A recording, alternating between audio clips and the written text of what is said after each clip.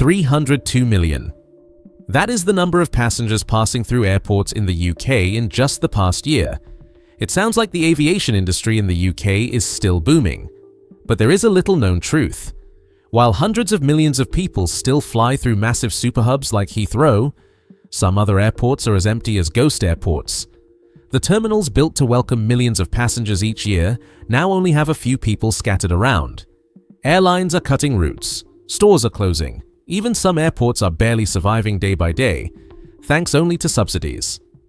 So, what is really happening? Is this just a temporary change in the aviation industry, or a sign that part of the system is starting to break from within? In this video, join us as we decode the story of 7 airports in the UK where the quiet departure halls are becoming laboratories for a predicted collapse. Are you ready? If you are, fasten your seatbelt, because this journey begins right in the heart of Europe's financial center, where it should be the busiest in the UK.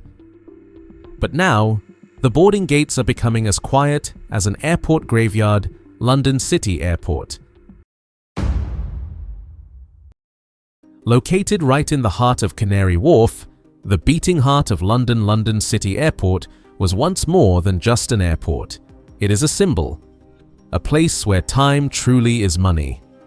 If you were a businessman in Frankfurt or Zurich in the 2000s and 10s, landing here, catching a taxi, and being at the negotiation table within 15 minutes was a powerful privilege. The lounges here used to be packed with expensive suits, whispered conversations about billion-dollar deals, and the aroma of premium coffee. But that's a thing of the past. In 2025, passenger traffic had dropped to around 4 million people, a decrease of 15% compared to the peak period. But the most shocking figure is not the total number of passengers, but the operational capacity. On regular days, the gate utilization rate is a mere 22%. What happened? The answer lies right in the heart of London's glass towers. About 73% of startups and financial corporations here have switched to a hybrid working model. When important meetings are resolved through computer screens, day flights between London and financial capitals suddenly become redundant. We have spent decades building super-fast runways only to prove that a stable internet connection can bring down an entire business aviation empire. Paying £620 for a round-trip ticket to Frankfurt just to make it in time for lunch, when you could sit at home in your shorts and do the same. The financial elite may be rich, but they certainly know how to spend their money wisely. London City is currently the most expensive airport in the UK, costing £350 more than Heathrow for the same route. It has become an excessively expensive ornament for an economy learning how to save. To salvage the situation, this airport is trying to revamp itself. They cut 10% of the workforce, closed stores earlier, and shifted focus to serving high-end tourists heading to the Mediterranean. But when the street warriors in suits disappear, can an airport built purely for finance survive on leisure vacations? Is the silence at London City a temporary setback or a sign that a new economic order is forming, one where physical presence is no longer the measure of success? I would love to hear your perspectives. What do you think about a symbol of busyness gradually becoming a museum of the old era? Please leave your comments below. But if London City is a story about the transformation of the modern economy, then the next name is a tragedy of miscalculations. An airport that the government has been trying to resuscitate for over a decade, spending millions of pounds of taxpayers' money, but still hasn't found a way out. We are talking about Cardiff Airport, a lonely fortress in the heart of Wales. If London City is a story of the changing times, then Cardiff Airport is a costly lesson in political ambitions being slapped in the face by reality. In 2013, the Welsh government decided to spend £52 million to buy this airport with the hope of turning it into an economic engine for the entire region. An idea that sounded grand at first, but more than a decade later, that engine seems to be rusting severely. Stepping into the Cardiff terminal in 2025, you will feel a heart-wrenching silence. Passenger traffic reached only about 2.1 million people, a decrease of more than 11% compared to 2019. Big names like Paris or Milan have quietly disappeared from the electronic board. Only about 260 people visit each day, a number that makes the duty-free shops here look more like a museum displaying goods than a trading place. What is keeping Cardiff still breathing? The answer does not lie in revenue, but in the taxpayers' pockets.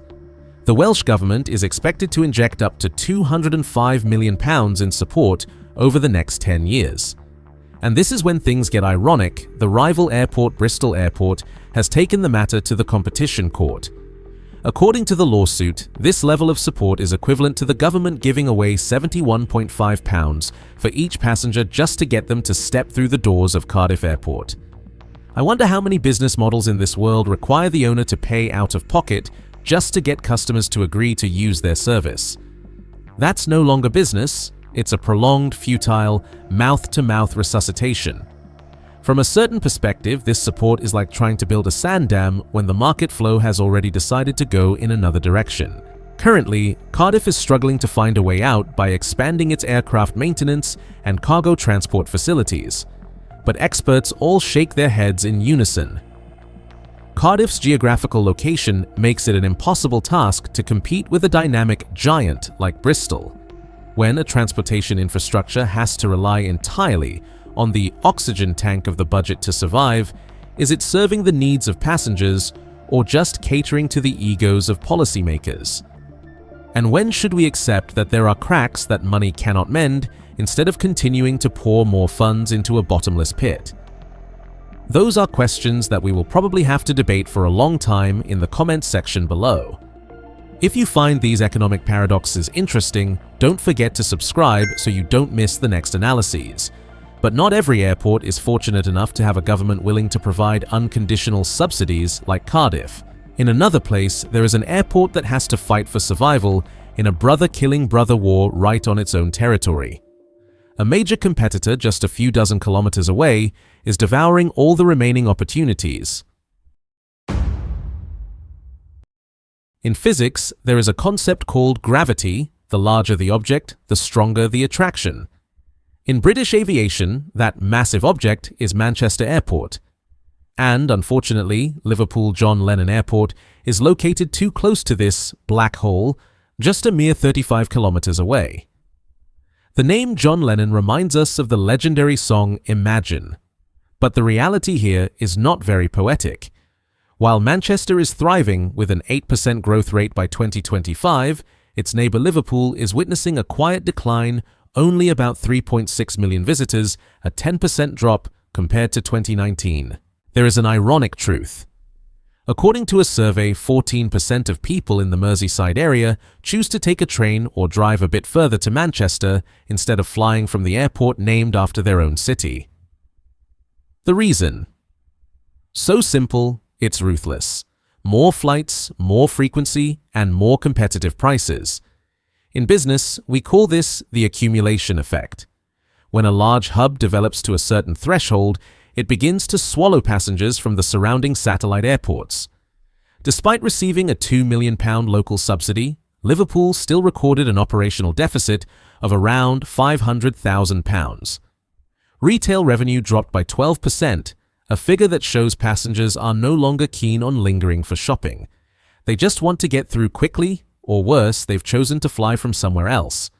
We named an airport after the man who once sang, "Imagine all the people, only to now have to imagine people actually standing in line at the boarding gates here." Liverpool. John Lennon lacks infrastructure.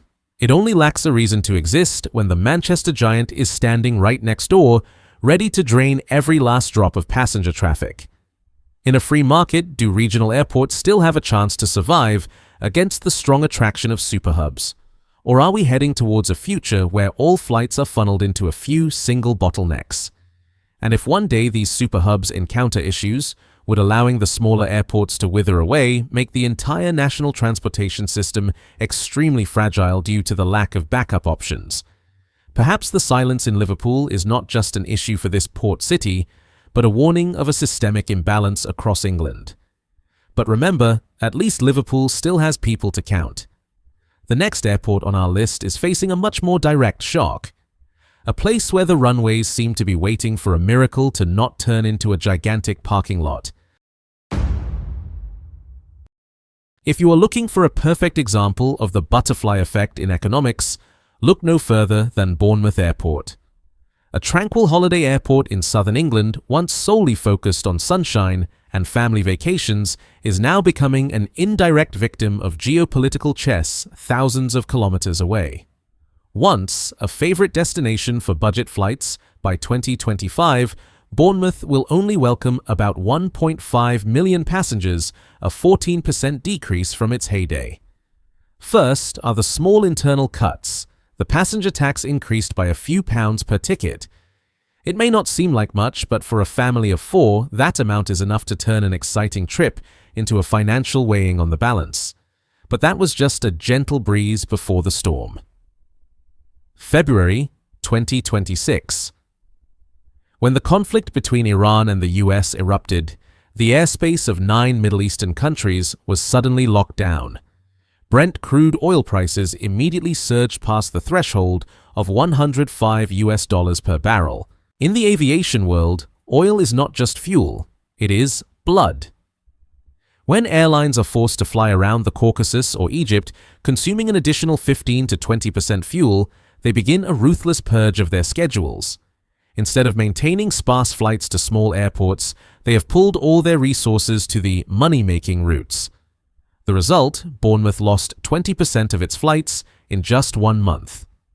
A military decision in a remote desert can instantly turn a terminal in England into an empty warehouse. Bournemouth did nothing wrong. They are simply too small to be prioritized when the oil price storm hits. In the eyes of airlines, regional airports are like economy-class passengers. They are the first to be left behind when the ship starts to get overloaded. Is the global aviation system we have painstakingly built so fragile that a spark in the Middle East can paralyze a terminal in Dorset? And why in every crisis are regional airports always the first sacrificial lambs, even though they are the lifeblood connecting an entire local community? The collapse in Bournemouth did not stem from poor management, but from excessive dependence on a volatile world. But Bournemouth still has a bit of luck. It is the king in its own land. The next airport on the list does not have that privilege. It is located in a precarious position, wedged between 2 giants that are constantly expanding, making every effort at revival seem like a desperate cry in the void. If London has wealthy firstborns like Heathrow or dynamic middle children like Stansted and Luton, then London Southend Airport is the unfortunate youngest child caught between the giant siblings. In economics, location is everything. But for Southend, location is becoming a curse. In 2025, this airport welcomed 2.88 million passengers, a 12% decrease compared to the pre-pandemic period. If that number still sounds somewhat decent, then look at the retail area. On average, only about 85 people visit the stores each day. A figure that makes modern waiting lounges look like a scene from an apocalyptic movie where the neon lights still flicker, but no one is there to buy a cup of coffee or a newspaper. The astonishing thing is that this collapse did not stem from a large-scale disaster, but from a change so small it seems unbelievable, a mere £2 increase in the passenger tax. For an ordinary traveler, £2 is just half the price of a cup of tea.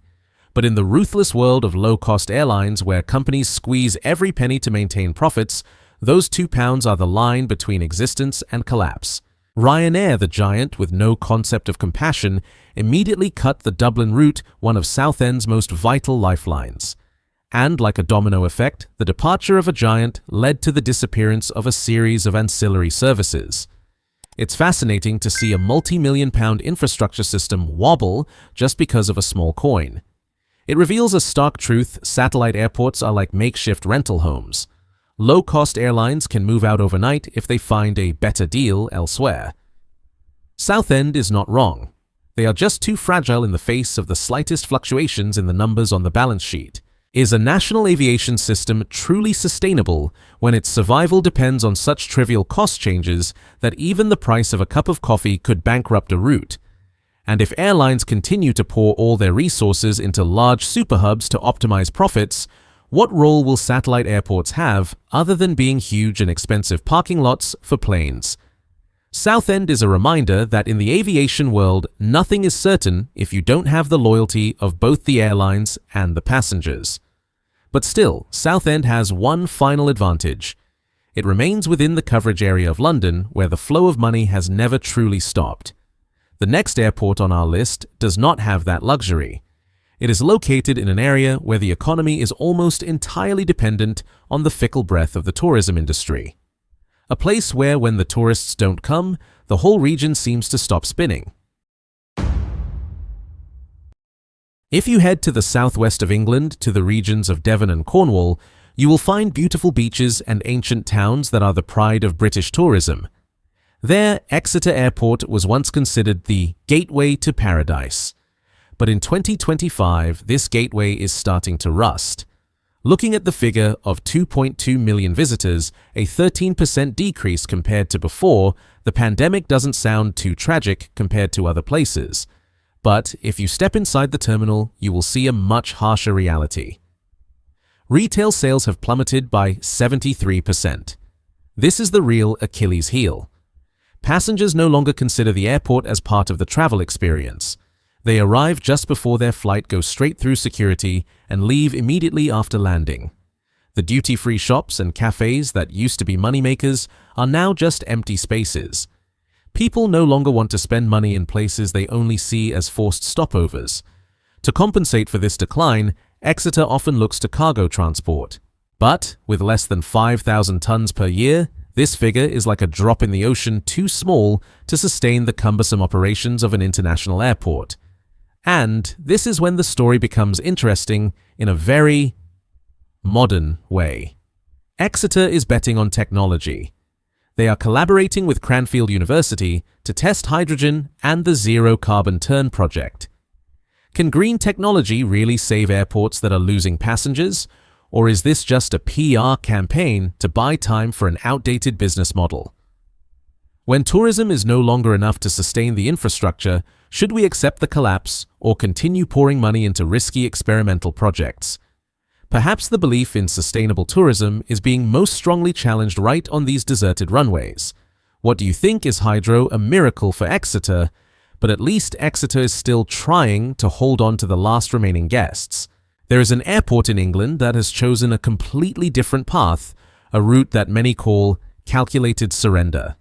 Instead of trying to hold on to passengers, it has almost given up on them to become something completely different. We conclude this journey in Scotland, where Glasgow Prestwick Airport is writing the final peculiar chapter of this list. If the previous 6 airports were desperate cries for help to retain passengers, then Prestwick seems to have let go. Once a crucial link in Scotland's low-cost flight network, by 2025, the number of passengers there had dwindled to just 1.1 million, evaporating 18% from its peak period. But instead of lamenting or trying to launch desperate ticket discounts, Prestwick chose a completely different evolutionary path. A path where humans are merely secondary guests. Prestwick no longer cares whether you buy a flight ticket or not. Instead, they welcome huge shipments from China. With over 3,800 tons of goods each month, this airport has transformed itself into a massive e-commerce warehouse. If you just ordered an item on Temu or Shein, it likely landed here before reaching you. Moreover, if you look up at the Prestwick sky, you will see the powerful silhouettes of military aircraft. This has become a strategic stopover for NATO and the Royal Air Force, combined with Ryanair's maintenance center, which creates over 600 high-tech jobs. Prestwick is thriving, but not in the way one would imagine a civilian airport. To survive, an airport sometimes has to learn to hate its own passengers. Prestwick has given up the dream of bustling departure lounges to become a bizarre combination of an Amazon warehouse and a military base. It still exists, but as a survival of the mutant, an entity devoid of the soul of travel, with only the cold breath of transport logic. When an airport has to abandon passengers in exchange for survival, should we continue to call it an airport in the true sense, or has it become a completely different type of infrastructure? And if this trend continues, will the European aviation network turn into a binary system, where there are only a few gigantic super airports for people, and the rest are silent and cold, logistics islands. The collapse we have been discussing from the beginning is not the complete disappearance of runways, but the collapse of a dream of connecting every corner of the country with low-cost air travel. 7 airports, 7 different stories, but all leading to a single conclusion. The aviation model we once knew is undergoing a brutal purge. The collapse did not happen with loud explosions, but it began with silent waiting lounges, electronic boards that stopped changing numbers, and dwindling subsidies. From the changes in the working habits of the financial sector in London City to strategic mistakes in Cardiff or the pressure from superhubs like Manchester on Liverpool, all of this shows a system gradually falling apart from within. England was once a pioneering country in connecting the world, but now their aviation map is showing concerning white areas. Should we continue to use taxpayer money to maintain these aviation monuments as a contingency plan for the future? Or is it time to accept that an era of cheap and convenient flights across all regions has truly come to an end? Please leave your opinion in the comments section. Your discussions are the final pieces that help us better understand this ever-changing economic landscape. If you find these analyses useful and want to continue with us in deciphering the hidden corners of the global economy, don't forget, hit like, so this video can reach more people. Share it with those who are interested in the aviation industry and the economy. Subscribe to the channel and turn on notifications so you don't miss the next investigative journeys. The content in this video is compiled from statistical data, economic reports, and market analysis up to early 2026. The observations are personal opinions based on current trends and should not be considered investment advice or official forecasts from any government agency. The status of the airports may change depending on management policies and market fluctuations in the future. Goodbye, and see you in the next analysis.